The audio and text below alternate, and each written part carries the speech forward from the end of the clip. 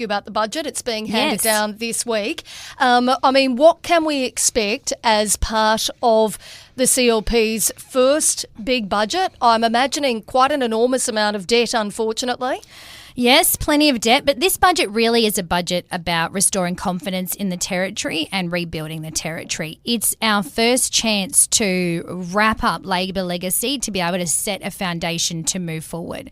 Because of how Labor was tricking Territorians around the debt, what we've actually had to do in this budget is allocate money just to finish projects that are quite literally out of the ground right now.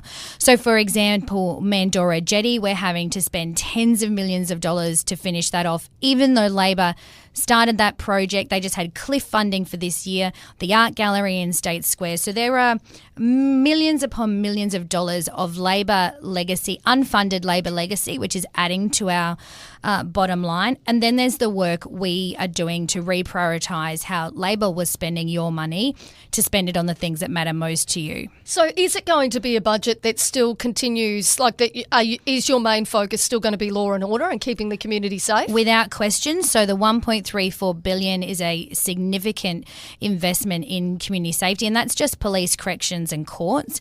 Then we've got all of the money we're spending on DV, on root causes of crime, getting kids to school. So law and order is a key feature, but it's a sensible budget in the sense that this is our chance to go back to zero. This is our chance to finish off Labor's legacy, to build a platform for us to next year then start really that important work of CLP policy moving forward. Well, I know some are questioning the Treasurer's decision to volunteer then at the Barra Classic just days out from handing down the Northern Territory budget. The opposition leader, Selena Rubo, saying that Bill Yan should be reeling in costs of living for Territorians rather than Barra.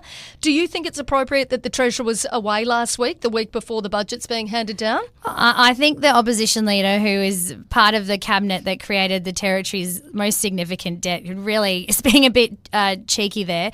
Look, they can point fingers all they want. At the end of the day, the budget was settled weeks ago, and the Treasurer has been the Chief Marshal and Patron for 13 years. And so he's been out doing his marshalling duties, and we've been in constant contact and communication, putting all of the final details and touches. But, the community can draw their own conclusions. Do you think it passes the pub test? Look, I think a lot of people actually find it really iconic, Katie, but I certainly also understand others thinking that, his business should be here, and, that's the decisions that he's made, and he's big enough to live with them. But should he go next year? We've certainly continued that work. So, next year, again, will be a matter for him. It's a fantastic event, I have to add, but everything's in order, and we're looking forward to tomorrow. All right.